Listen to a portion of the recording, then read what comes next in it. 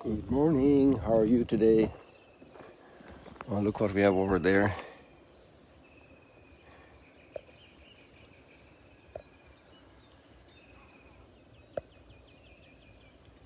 Some calves growing up very quickly. We'll have to get over there soon again, God willing.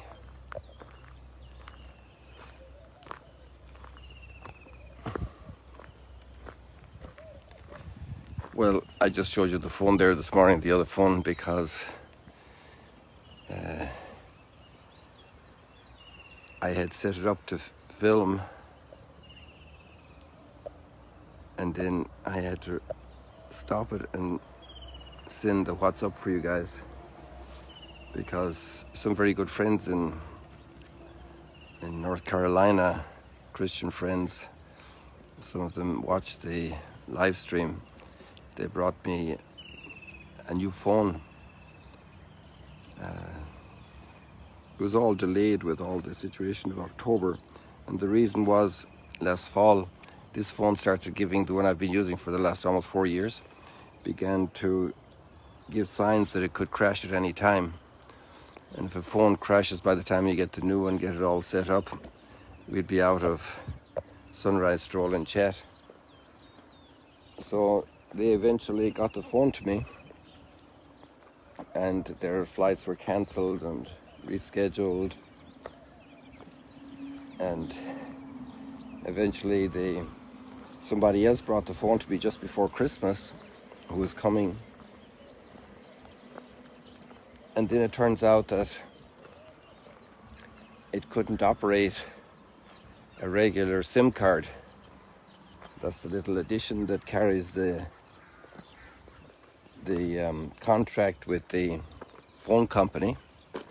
It's just an electronic system. And funnily enough, about 2 months ago or something, that system was legally allowed in Israel.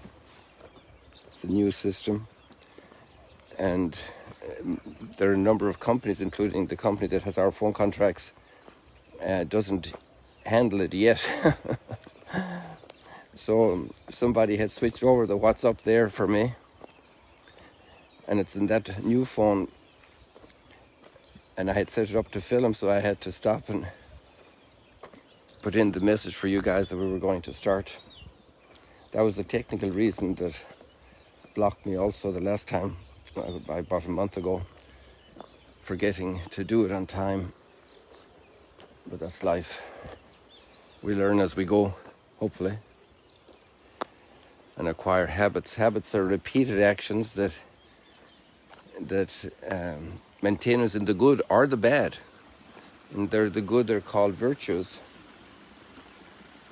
and if they're bad, they're called vices. So a vice is a habit of doing the wrong thing regularly in a given situation.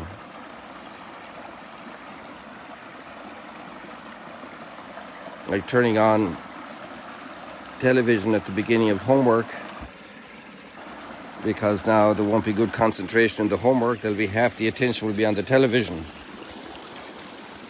Or somebody has a problem drinking, and anyway, they go and start looking at the different bottles. So that doesn't help. And abusive language or telling lies, it can become a habitual thing, and that's a vice. Or stealing, taking things. Some people have a great knack at taking things. These are all human weaknesses, right? Or speaking badly about others. So if you do that in a regular, habitual way that you don't even notice anymore, it's a vice. And on the other hand, if you're doing good things, somebody is speaking badly about somebody, and every time that happens in your environment, you always find a nice way to turn the conversation around to something else, or you bring in another aspect of that person in a very nice way that it's not too blatantly contradicting the party and the company who is speaking badly. And maybe some people realize, and maybe the person realizes themselves, but they have an honorable way to recognize it and and get out of that rut of bad conversation. You know what a rut is? When you had the horses and carts, the weight on the wheels, which were very narrow, cut a track into the roadways, because the roadways weren't built of concrete. They were country roads, and especially through fields with tractors, and they'd cut a rut into the soil. And if there was something like that on a boreen, a little road, and you're going with your bicycle and you'd get into the rut, it's very hard to get out without falling. And you can't go that fast because you're in real trouble. Gosh, we got this most beautiful scenes of birds. This morning we had that purple heron going out and coming back. You should see that sign again. That sign, that moment. The movement of the birds sometimes is so graceful. And we're back with our Egyptian geese here.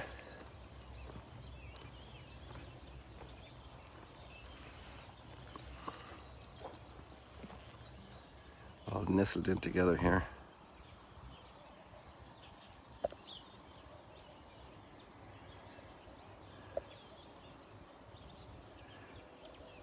They probably will be parting company soon, because these ones are getting very big actually. They look small right now the way they're lying down, but they have grown very big. So today we could say we have a kind of a lab case of Psalm 2. I think it's Psalm 2. It says, God in heaven, the kings of the earth make plans, and God in heaven laughs. And actually that's a proverb in how does it go?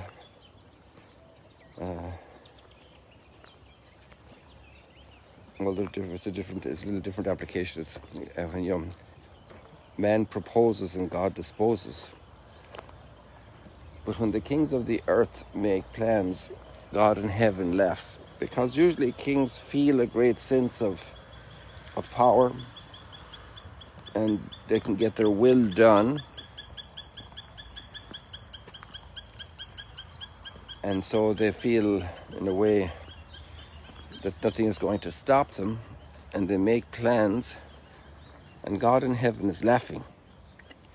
And many times the kings of the earth make plans against others, and their plans are foiled. And kings doesn't mean only people with a big crown on their head, like poor King Charles, but I understand he's not so well.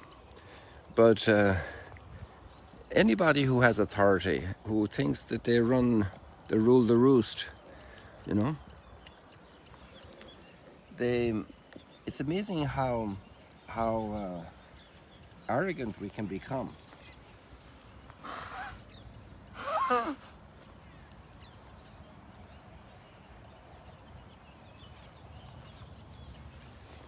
And there are two cases of it really in the reading today. Although one of them doesn't make plans, he just puts up objections, and he's a good guy. And then you have the persecutor who has plans and letters of authority to go and kill and destroy those with whom he disagrees. And so Saul is on the road to Damascus, which actually is closer to here than Jerusalem is. Damascus is probably right now looking in the center of the screen. You're facing Damascus. We have this very dusty weather right now. It's called the Hamsin, which is an Arabic word and means really 50 days. And it falls between Easter and Pentecost, which is 50 days. And we have these dust storms coming in from the east in the change of the weather. And it's actually very, very irritable, very uncomfortable. But that's why you have poor visibility this morning. And sometimes they're easier and sometimes they're a bit more burdensome. Every place has its blessings and every place has its burden.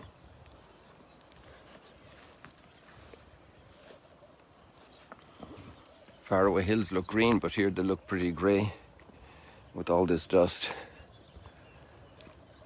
So Saul is on his way to Damascus with letters from Jerusalem and somewhere between, we are actually located between Jerusalem and Damascus here, but he's probably on the road on the east side of the lake or heading already out very close to Damascus. And the people are shivering in Damascus. They hear he's coming. And he's struck by lightning, well, not by lightning, by a ray from heaven. An experience, who knows what the physicalities were. But the fact is that he's, as we say, thrown off his horse, off his high horse. That's another word that has come into the everyday vocabulary. And he's no longer the powerful magnet, he's stunned. And this also shows that famous line, you know, God has the whole world in his hands. He has your life in his hands. Just like these little Egyptian geese are all huddled together, you know. Watch them here, this is so nice. Isn't that a marvelous scene?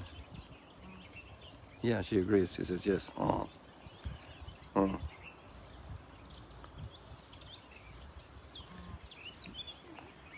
The Lord has the whole world in his hands. A good stretch there, good morning.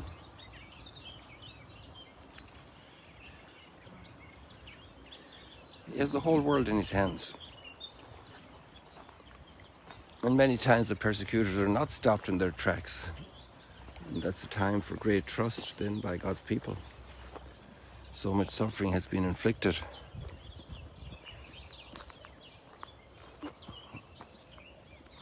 The learning curve for humanity. So then he has instructions to go to Damascus, where he'll receive further instructions.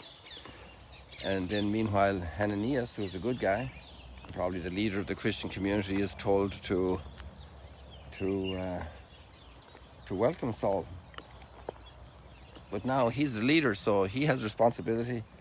He's pretty sure of his analysis and his information, and he tries to give counsel to God. Don't you know, this Saul is a rough guy. He only means bad. But the Lord has more knowledge of reality than we have. It sometimes takes a while to learn that. It's a great thing to learn. It's a great thing for life.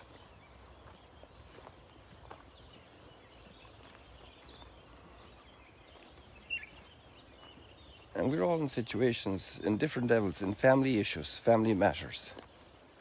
Sometimes there can be very big crises, very big moments of pressure, of difficulty.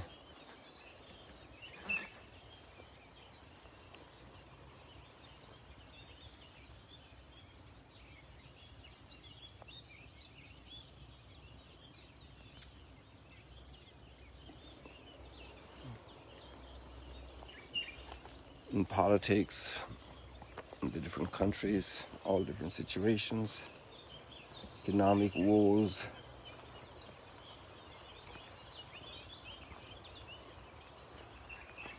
So many challenges, health issues.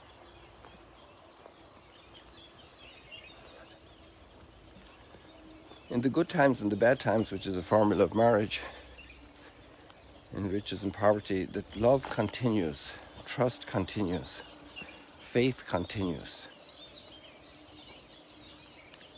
That's a great lesson from today. He's got the whole world in his hands. I want to show you, I have something in my hands here to show you. I wanted to show you yesterday. This is the book I was talking about yesterday. Jesus and the Jewish Roots of the Eucharist, Unlocking the Secrets of the Last Supper. And the author is Brent Petrie. And while I'm at it, I have another book for you that's much smaller, but it's actually very interesting. This is My Body. A Call to Eucharistic Revival by Bishop Barron. And it's published by Word on Fire. That's the organization supporting Bishop Barron's work. And it's actually, both of these books are fascinating. And I found them very helpful. Just allow me a second here. I have no place to pop down the phone, but I need to do Let's see if it'll work here.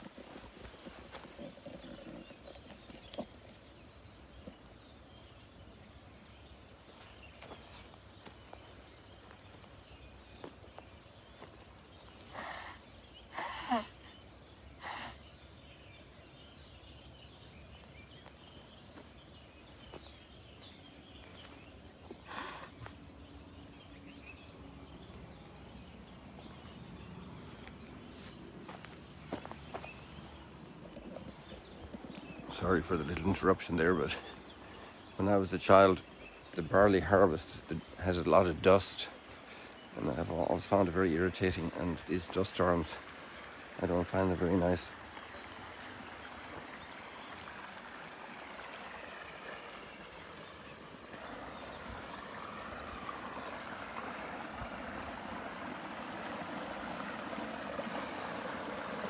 I was wondering, since we found the turtle here yesterday, if we should call this Turtle Creek instead of the Mississippi.